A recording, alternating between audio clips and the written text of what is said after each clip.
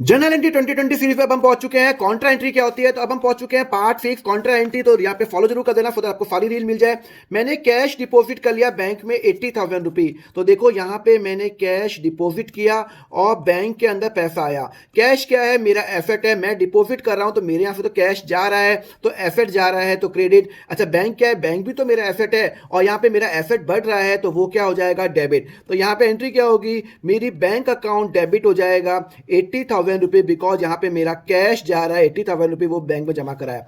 Since यहाँ पे सिर्फ कैश और बैंक इन्वॉल्व होते हैं, तो जो जनरल एंट्री में सिर्फ कैश और बैंक इन्वॉल्व होते हैं तो वो होती है कॉन्ट्रा एंट्री। उसके आगे मैं एलएफ में लिख दूंगा, सी लिख दूंगा। इसका मतलब है कि ये मेरी कॉन्ट्रा एंट्री है। इस एंट्री में सिर्फ कैश और बैंक ही इन्वॉल्व होते हैं।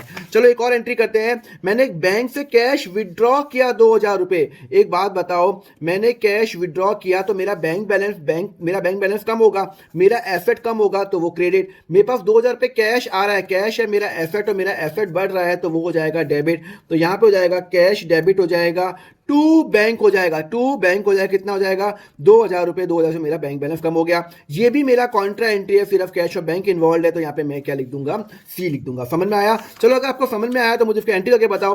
कैश डिपॉजिट इन बैंक ₹3,000, मुझे कमेंट करके आंसर बताओ। एंड यस कमेंट पे ले देना अकाउंट, फॉर दैट मैं आपको ये इस नोट्स का मैं आपको डीएम भी कर लूं। एंड जब नेक्स्ट लेक्चर में करेंगे इनकम ड्यू की एंट्री क्या होगी, उसके लिए फॉलो करो अकाउंट फंडा।